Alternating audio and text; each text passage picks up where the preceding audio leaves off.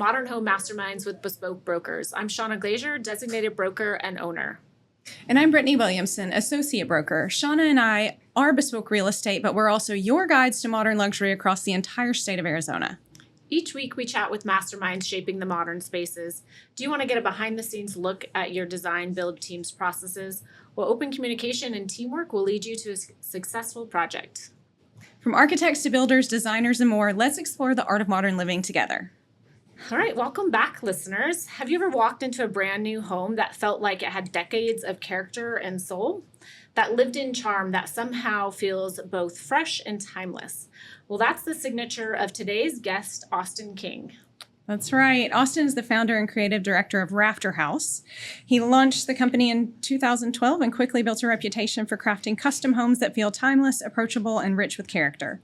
Rafterhouse is known for blending traditional architectural roots with modern sensibilities, often featuring intentional designs like vintage-inspired materials, hidden rooms, and bespoke craftsmanship. Love it. Welcome. Thank you. Good to be here. Yeah. Thanks for having me. We're excited to chat with you. Yeah, I'm excited to chat back. All right, so Rafter homes have an incredible way of feeling lived in and timeless from day one. What's your secret to creating such a sense of soul in brand new homes? Yeah. So I think part of Rafterhouse is, we've been rooted in Arcadia, the neighborhood in Phoenix, Arcadia. And Arcadia is a transitional, timeless, classic neighborhood. It was largely developed post-war. It was originally farms. Mm-hmm. The whole idea of Arcadia when it was originally established was, leave Phoenix, come out to the country and grow fruit and citrus trees. So these big, large, farmhouses and these parcels were all established. And in the 50s post-war, the builders came in and started subdividing and, putting in what were essentially back then tract homes. You flash forward to today, and that 50s post-war era ranch home is so iconic and classic and really architecturally probably is, like the biggest housing symbol of Phoenix, because that's when our population, boomed and blew up, was post-war. And so the neighborhood itself is what has given, I think, Rafterhouse that kind of timeless, classic feel. Mm-hmm. You don't come into Arcadia and veer off and build, a Tuscan home, or, even modern architecture can stand out, within Arcadia. But that classic, timeless, transitional, whether it goes French country or, veers a little Santa Barbara or sticks right in kind of that farmhouse vein, all of that style is so perfectly in context in Arcadia. So anyways, I think the neighborhood probably gave us a lot of that feel. And in the same tone, Rafterhouse, played off the neighborhood for years and giving, the homeowners and our clients what they wanted. Mm-hmm. It has it definitely has like that lived in kind of comfortable feel, the interiors and everything. You've built quite the brand with Rafterhouse too, but we have to know why Rafterhouse? Why the name? Yes. Great question. So when we started Rafterhouse, this is back in 2012, branding was always something really important to me. Mm-hmm. A logo, an image, a brand, a company. That's why it never got named Austin King Builders, or I just didn't find that interesting. And I wanted something bigger than me, something that could live without me, or something that could be, larger than the individual. Mm-hmm. So when we started Rafterhouse, we hired a small branding group to kind of work through everything, the naming, the logos, that whole visual identity. When Rafterhouse was first thrown out there, it's like, no, it sounds like a bar, or like we had people early on that asked if it was like old folks, like assisted living housing. Oh, no. And so, which was kind of like fun. A boathouse or something. Yeah. I hear it's profitable, assisted living. And so, we originally said no to the name, but it kept coming back. I liked how it could be used, in phrases and wording, and it could become its own thing. It became its own style. So people would say, have you seen that latest Rafterhouse? My neighbor has a Rafterhouse. My cousin, bought a Rafterhouse. And so it just seemed so fluid that we kept coming back to it. And I was like, all right, let's go with that name. So yes, there's rafters in a house, but other than that, it's just a name. Yeah, I've always wanted to know that. And it's true, the Rafterhouse, like you hear that, people know what it is. People definitely have taken the brand and run with it. One of my Sure. favorite moments was I got a text from our window and door rep, and this is going back like 5 or 6 years. And he's like, "You're never going to guess this. I'm in IKEA right now, and I'm listening to a husband explain to his wife, we need the Rafterhouse style." And he was in IKEA trying to tell her like what they Wow. needed that was this style that related to us. And I was like, well, that's fun. I like that. So that's when you know it's like, okay, it's working. compliment, So it's good. yeah. And definitely bigger than the individual. I think that was a smart play. Yeah, I am kind of an introvert, and I'm like, nobody cares. Like, that's something bigger than me. So that's kind of the route we went, and it's been good. It's been fun. Yeah. It's fun. Rafterhouse and beSpoke Real Estate, we both, a little plug for Bicycle House Racing, we both Yes. sponsor a Yes. bicycle team for Bike House.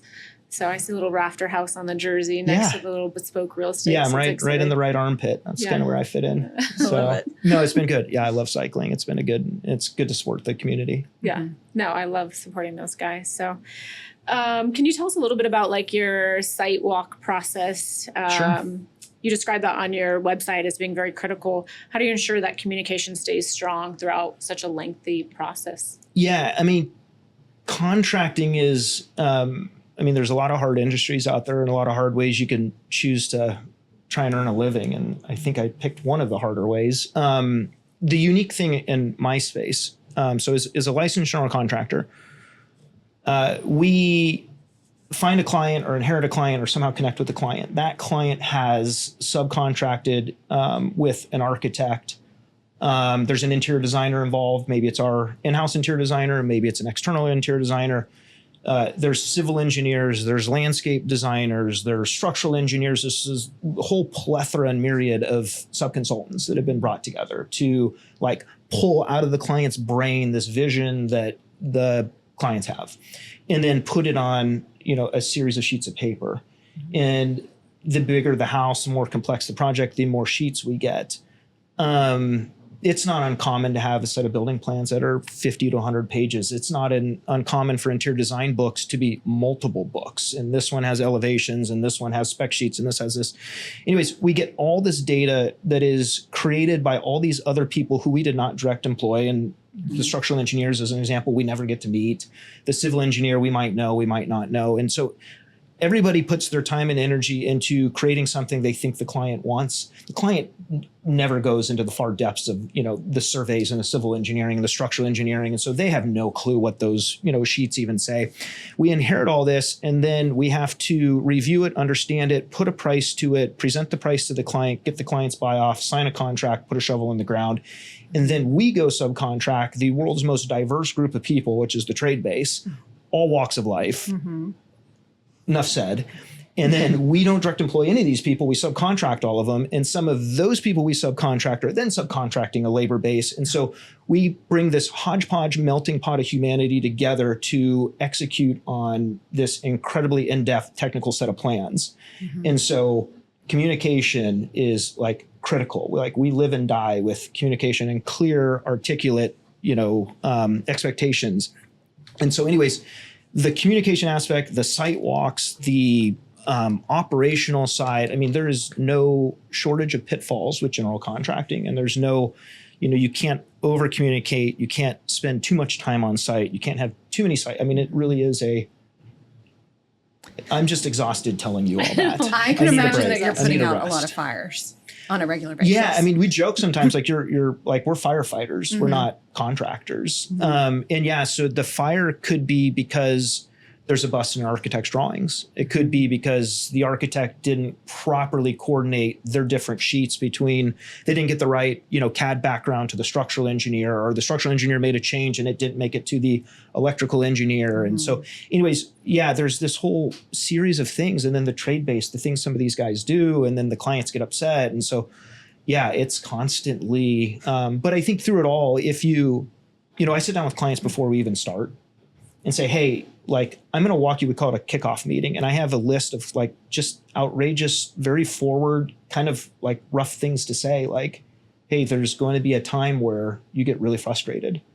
And while it's still an anthill, call me. Don't let it fester and become a mountain. Like, let's just I'm a face-to-face, like, let's love get a that. beer or let's meet on site, or Yeah. don't text me at 10 o'clock at night because I won't understand your tone. And if it really is critical, call me first thing in the morning, call me, I'll drop my kids off at school at 7:45. Let's talk then. So yeah, you really can't over communicate. You can't set expectations clear enough. You can't, it is like, sometimes I think we're firefighters / counselors, psychologists. Sounds like you're a ringmaster of this circus. Yeah. Probably. Yeah. Were you in the beginning of your career were you doing some spec houses? Were you Yeah. doing your own? Okay, that's what I thought popping up in Arcadia was Yeah. more spec. And now I feel like you're doing a lot design build for end users. Yes. So we were born out of the fix and flip market. So in the purest sense, when we started, we were house flippers. Now, I don't say the F word. It quickly became spec homes because that sounds a little, fancier than flippers. Sophisticated. People would rather buy a spec home than a flip Than a home. flip. Yes. Yeah. But that's where we started. We started under roofline house flips. It was cosmetic. It was, rip the flooring out, rip the kitchen out, put everything right back where it goes. Then you start, adding the master suite, then you start adding the garage and then the family room and blah, blah, blah, blah, blah. And then you start tearing houses down. And so it was probably 2015 or 16 was our first new construction spec house, luxury spec house. It was a nice 6,000 footer in Arcadia, $3 million resale, which at the time was, back then was quite a bit for Arcadia. And the whole way we were turning down build-to-suit requests because I didn't feel it's one thing to be in the spec game with an investor who and if you're learning and growing and messing up along the way, it's kind of internal things you work through. The minute you start taking somebody else's money and a build-to-suit, I think there's a much higher bar that's set and a standard of care that needs to be adhered to.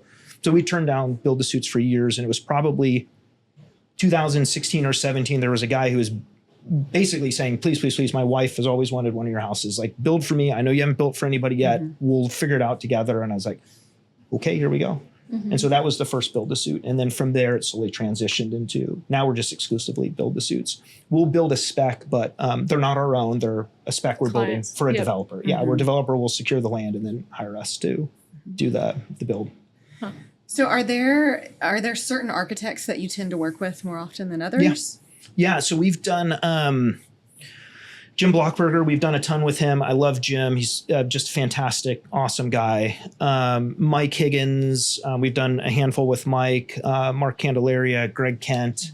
We got Studio Wake, 4 Line. So most of our projects have been kind of transitional. We're starting to get into some more contemporary stuff, which opens up the door for, a whole other style of architecture and type of architect, which has been a lot of fun too. Some good names you're working with too. Yeah. Yeah, it helps. We really, I can't stress enough, like the quality of the plans and the thoroughness and thoughtfulness of the work that we then inherit to have to build off of. We've had some projects with, architects who can't quite get to that level, and it will fester and show in the worst times when you find the bust, you find, where things just aren't buildable, and it's always in framing or in concrete or an early stage. And then you're having to hit the brakes and get the structural engineer and get 8.5 by 11 stamped and run them back through, municipality if need be, or beg the inspector to let it, slip through. And so, there's the quality of the architect will really set a lot of the tone for the project and really will set you on the right path. And you're doing your own interiors for the most part? You have an interior design component to your company? Sure. Yeah. That's something that's made us super unique for years. So when we started Rafterhouse, we internally just did our own design work. And it was like, back then it was like, just throw subway tile at it and, white cabinets and a black granite countertop or a marble countertop. And the crowd went wild and it was easy. And then as things progressed, you looked and you're like, oh, it's the same bathroom again. Oh, we're doing the same as the last house. And so in like 2014, we hired our first in-house interior designer to join the team. And that was early. We were only a couple years into business. My mom had been director of interior design at Scottsdale Community College she was department head for like 20 or 30 years. So design was always like in our family. I would go as a kid to bike races with my dad, my brother, and come home and my mom had like rearranged the house and like reupholstered things and, moved artwork around. And so there was always something happening in our household. And so when it was time to hire a designer, I called up mom. She had since retired and said, hey, headhunt me, someone. And so she helped, started giving names and numbers and got us people to interview. And so our first new hire was one of her grads, one of her prior grads. And that was our first, design new hire. And so from there, it was just, you get a designer and you get a little bit more business. You hire an assistant, you get a little more business. You put an associate or a junior and just start to kind of scale out the design side of the company. And so that's been fun too. A lot of our projects, we do the interior design and the build. But more often we're just getting the build because the client has found their own interior designer. And then in other projects, we're just doing the interior design and not the build for, whatever reason. So it's been kind of fun to watch. We kind of have that two-prong attack that's been good. It's great to have the different arms and ability to do different aspects of it. It's great. Like on the business side, it's additional streams of revenue. So that's always comforting to know. On the internal, like the operations, the build side, the synergy we get with design, build in-house is unreal. And until you experience it, you don't really know the difference. But, we have a project. We've had projects where we can't get a hold of the interior designer when they're out of house, or they're on vacation, or there's this or there's that. And, it leaves us hanging. Whereas internally, at our office, you just walk down to the design studio. And get your question answered. If we need a CAD drawing picked up real quick or revision made or tiles back ordered and we need a quick reselection, it all gets done real fluidly and internal. So it's not one of those like we're waiting 3 days for a designer to call us back or we can't get a meeting with the designer because she's booked out for 2 weeks. It has a nice fluidity to it that allows construction to keep, humming along without stopping. It also has to feel good seeing your vision kind of come together when you can control more of that design build. Yeah, that's been fun. So in the purest sense, like in the early days, we did back with the F word when we were flipping, we did the design. So first off, we bought the opportunities that I liked because I evaluated it up front. I'm like running the numbers, the metrics. So we bought the opportunities that I liked. We controlled interior design, we controlled the build. We even did our own staging. And then I did all the social media. So it was so wildly curated that we showed exactly what we wanted, exactly how we wanted, when we wanted. So flash forward to today to still control the design side of a project and the construction side of the project. Like, it's been nice to see that creative vision like continue to get executed. And a lot less risk the way you're doing it. Yeah. Well, and it's great for the client too, because, the builder can't throw the designer under the bus. The designer can't throw the builder on their bus. Like at the end of the day, I tell the clients, like it's all falls on my shoulders. So if there's a bust in a design document, well, I got to pay for it. If the builder messes up, the designer, so it's a vice versa thing, which from an accountability standpoint, it's been great. So. All right. So you've restored some historic homes like the Avery House, and we have the Avery House up here. What have these legacy projects taught you about balancing historical preservation with modern needs? Sure. The Avery House almost killed me. And that's your office, correct? That's my office. Yeah. So, it means a lot to me. I joke and I tell my wife and my kids they can bury me in the basement one day. We bought it in, forgive me, I think 2015.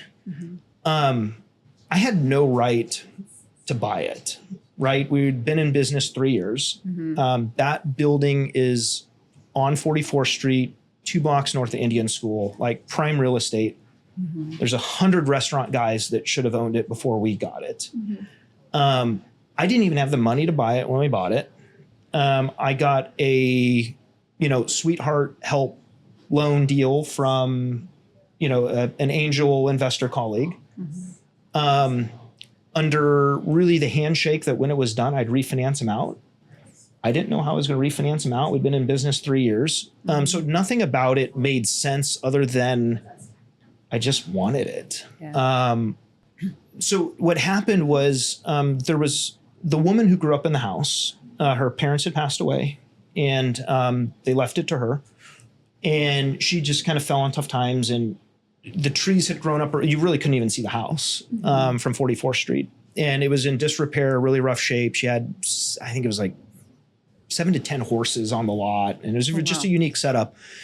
And my family and I, we'd leave Chick-fil-A, we'd go north on 44th Street. And I swear there was like this small cut in the trees, like right in the apex of the corner onto Devonshire. And every time we'd roll through it, I'd go, 3 miles an hour and be like, look, there's an old house back there.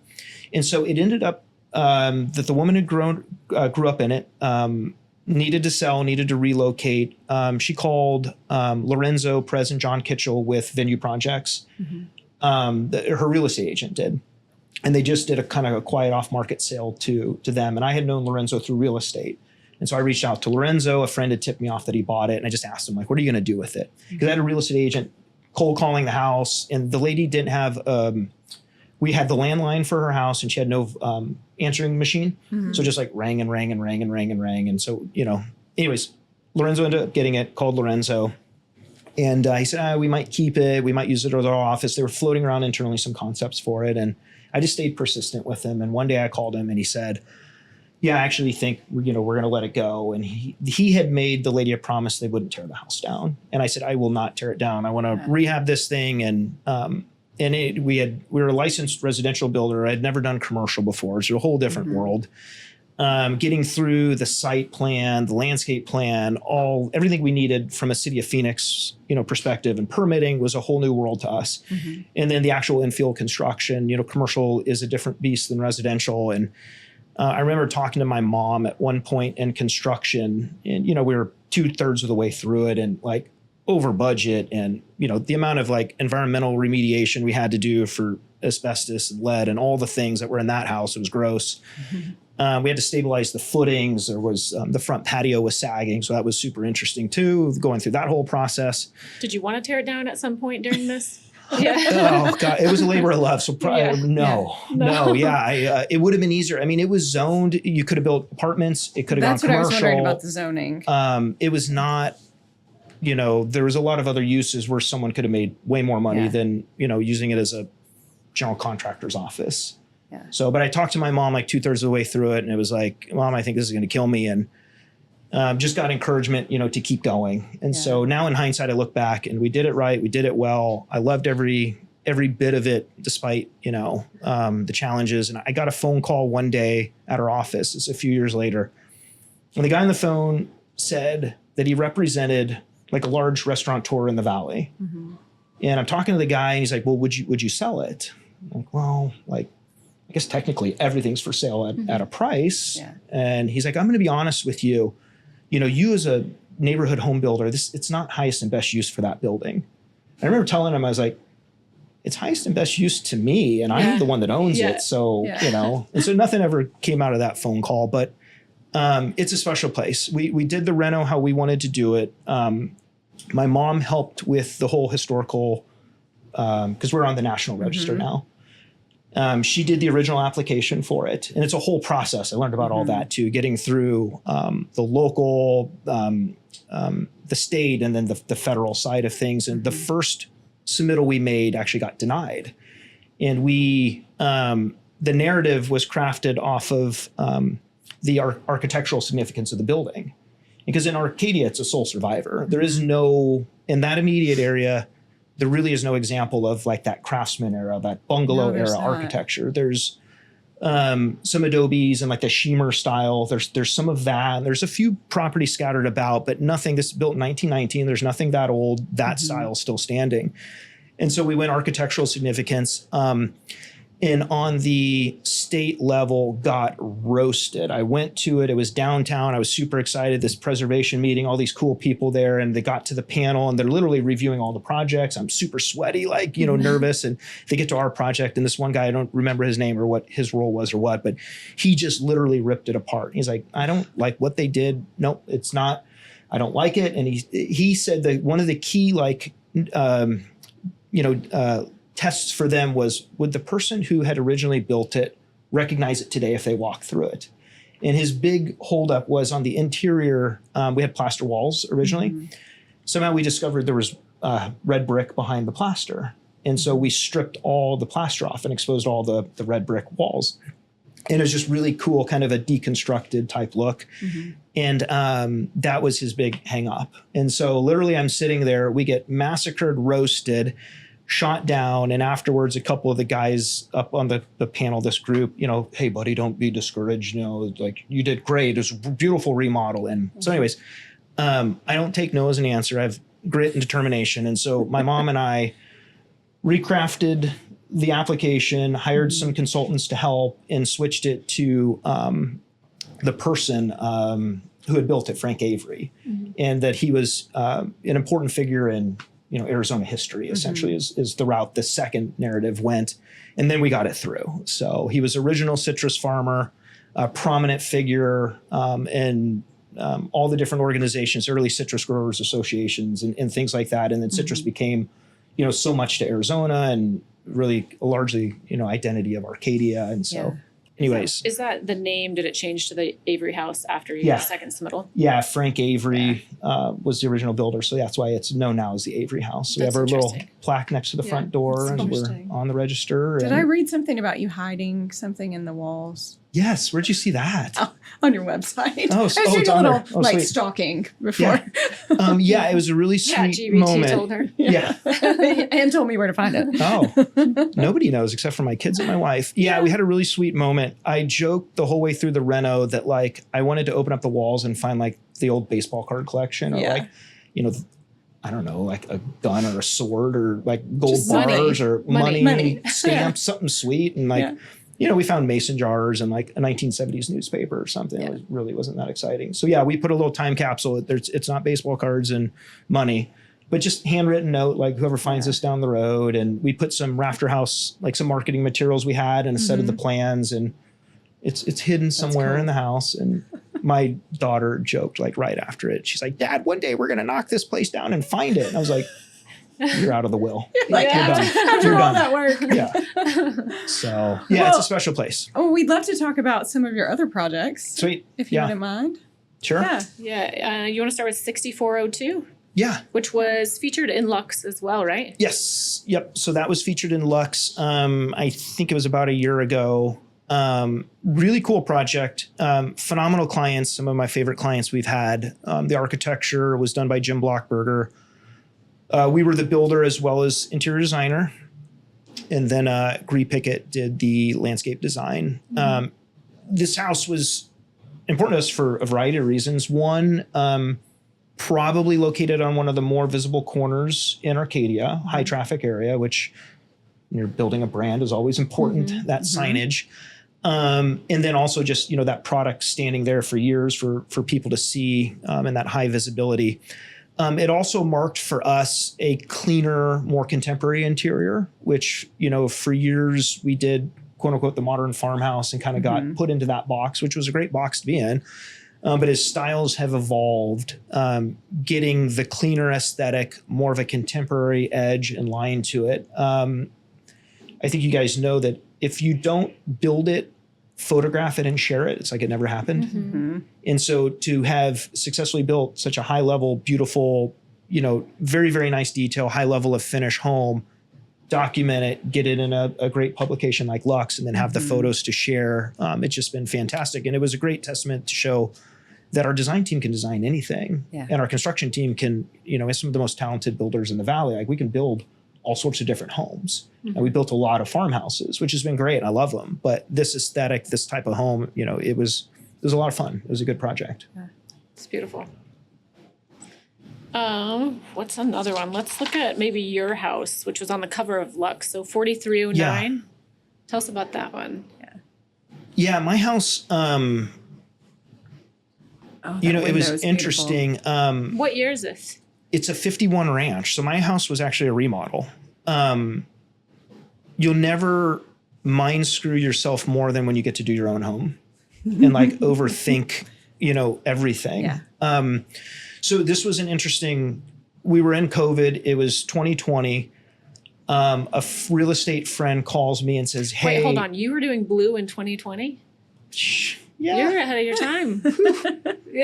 That's my daughter. Continue. That's your daughter? Yeah. Oh, that's so cute. And her, Oh, I love there's that the wall. dog's in one of the photos. Okay. So we, it was COVID. my wife it was one of those, hey, we're going to get out of Phoenix, for get a rental up north. And so her and the kids left for a few weeks. I stayed and worked. A real estate friend called me and said, hey, I got an off-market deal. Come look at it because I want to market it as what you would do to it. And I'll see if I can get you the remodel. And I went to this house. It's at one of the best intersections in all of Arcadia. And I knew the house immediately. I was like, I've known this house. I've loved this house. I've always gone by this house. And so I start looking around and I'm like, shucks, maybe this is good for my family. And so I send my wife a video just purely messing around. I was like, hey, we should buy this. And she's like, oh my gosh, I love that house too.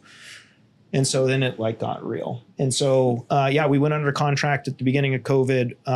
We bought it. It was a big jump for our family. It was a really great opportunity. Got ourselves a bigger house that fit. I have 3 kids and it's a 51 ranch, was not going to tear it down. There's another bit of preservation. The house is so unique. It's got black stone on the exterior, which you don't ever see in Arcadia. It has almost a 912 roof pitch, which is very steep. All the 50s ranches are 412, which is a very shallow roof pitch.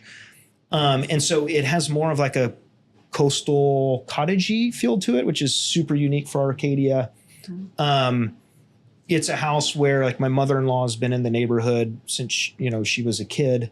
And it was her mom's favorite house, and it's her favorite house. And so it's just that house that people are like, oh, I know the one with the black stone. It's on all the cyclist routes too. That's wonderful.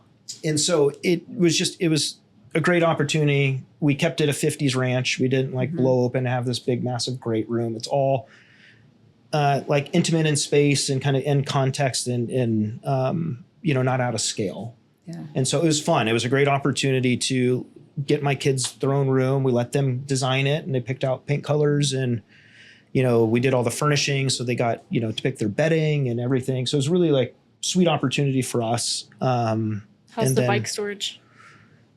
Well, 51 ranch. So my garage is not big. I know. There are some drawbacks to the 50s way of living. The garage is. At least you have a garage. Right. It's true. Not a carport. There you go. I will not complain. So it's fantastic. Yeah. No, it's been great. It's been a good home base for us. Good. All right. Well, we like to do a little rapid fire as we wrap things up. Are you good with some questions? Fire away. All right. Favorite local spot to grab a bite? Oh my goodness. If it's my wife and I, a date night, we love Vicina. Yes. Vicina's fantastic. If it's Saturday, Sandwich, Saks is kind of the go-to. Or 56th Street Deli, that's a sneaker. It's a good little $9 sandwich. Yeah. Vicina's really good. Favorite vintage or salvaged material that you've used? Oh my goodness. Okay. I'll make this quick. There's a late 1800s dairy barn high above Ouray, Colorado, and the most beautiful vista lookout green knoll thing you've ever seen that looks out on snow-covered peaks. And it was filled with antique doors, windows, and jams and stuff. And we went up there on family vacation, got the homeowner's permission, went up there on ATVs. I have video of me on an ATV with my wife on the back, driving down a switchback road, sitting on old doors. And we made runs up and down these switchbacks to purge the dairy barn of all its goodies. And there's this beautiful old, it was a window that had a jamb, a fully enclosed jamb, and it had this arch top, the most beautiful wood you've ever seen. And we brought that back, put it on barn sliders, and it's at a house in Arcadia that we did as a spec. It's probably one of my favorite pieces that more because of the journey of. Yeah. We're going to have to send us that photo so we can cut it into this podcast. Yeah, it's a good one. Yeah, we had multiple sets. I have one more set of those. Maybe even the video of the doors moving. Oh, that's we have a video. Yeah, it was fun getting it. This next question is not the best because your favorite hobby outside of work, so maybe elaborate. Bowling. There you go. No, cycling. What type? So former pro cyclist in Yes. Europe, right? You're racing in Europe? Did you ever race there? So yeah, I raced as an amateur in my early 20s with the U.S. national team in Europe. And then I raced 4 years professionally in the U.S. Okay. So, yeah. So cycling is your favorite hobby outside of You know, It is the these first days. time I rode with you, I think I beat you up the Sanctuary Hill. I'm Do you sure remember you that? did. I love the I'm competitiveness. pretty sure I did. You had not been on a bike in a long time. There were some dark ages. Yeah. I took 12 years off.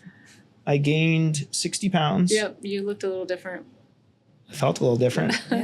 You look yeah. good now. So Well, thank you. You're racing Bear So- Howard this weekend, which is a gravel race. Yes, I'm going to give it a go. Okay. So, Really yeah, good. cycling was a huge part of my first half of my life, and I walked away. It wasn't going to be the right lifestyle to get married and support a family, and so I made a conscious decision to hang up the bike and get a real job, and start a family and business and all these things, which have been blessings and amazing. And then it's been about 2 years ago I started riding again. And so it's been a lot of fun to get fit again and feel good and have a passion outside of just work. Yeah, and check off some life events. Yeah. Get a job, have a career. Do your wife, kids ride yeah. with you at all? No, my wife just started riding. Oh, good. Yeah, I know. We got her a bike earlier this year. It was like February. And so, yeah, I got her a gravel bike great. and we've been cruising through PV. And so It's a great activity to do together. it or really with is. Your family. Yeah, because if you want to ride harder, you can Yeah. and challenge yourself and go up Yeah. hills, or if you want to just cruise and chat on a flat. And we get so busy with day-to-day life, it's become a great opportunity for she and I just to get on the same page and talk about kids this or sports or the weekend. And so it's, we get an hour of riding together, which is sometimes, twice as much as we ever got in a day to chat and, connect. So it's been good. What's one trend you hope never comes back? Oh my goodness, Is there one anything that trend. you just don't like? I went right towards bell bottoms mentally. Hey, that's a good answer. It came back, It doesn't though. have to be architecture. I guess, yeah, maybe it is coming back. No, I feel like everything is cyclical, and I feel like it's like boomerangs. Like everything comes back around, and like right now, we're seeing a lot of like 80s and 90s trends come back because people that grew up in the 80s and 90s are now some of the decision makers today, and you always go back to your childhood and what's comfortable. Yeah. So no, I think it's kind of fun to see. I was noticing my daughter and how she dresses is kind of like how we dressed in the 90s. Yes. Or the digital camera they want. Yeah. We were just Yeah. talking about Helen's Yeah. daughter. What's one? Yeah. Yeah. It's like you've got an iPhone. Why do you want a digital camera? Yeah. Because it But- has a little date stamp on it. They like that now. Oh. So Even though there's probably a filter for that. yeah, there's probably a app that'll do that for you. All right, last one. A builder, past or present, who inspires your work. Oh, builder, pastor, president inspires our work.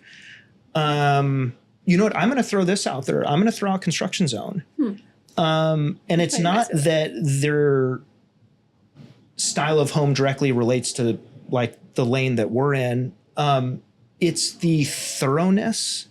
It's the execution. It's the level and the bar that they set. It's the brand. I think it's the brand recognition, the yellow diamond. You see it, you know what it is. There's something thorough and incredibly thoughtful and well done that Construction Zone has done that I think as a business owner and a brand looking at it, it's like, that's cool. That's really, really cool. Yeah. And so I know it's hard to do. So I would say, yeah, probably I love that. Construction Zone. I'll make sure he listens to this episode. Yeah. Yeah. There you Or go. they listen to it. Yeah. Very nice of you to say too. Well, Austin, thank you so much for joining us. We are going to link all of your information in the show notes, but if you want to tell our listeners where they can find you. Instagram, at Rafterhouse on Instagram, online, rafterhouse.com, or at the Avery House. I'm normally sitting in the back office most days of the week. Just come find me. Yeah. All right. All right. Well, thank you. Cool. Yeah. I'll Thank see you you. guys. I'll see you this weekend at the race Yes. start. We'll see who's faster right now. I'm excited. It's All going to be right. fun. That's it for today's episode of Modern Home Mastermind. If you've enjoyed the show, please subscribe, like, and rate. Thanks to our guest for sharing his insights and to you for learning about everything modern with us. And if you're ready to take the next step in your real estate journey, please reach out to us at beSpoke Real Estate. And until next time, keep living, loving everything modern.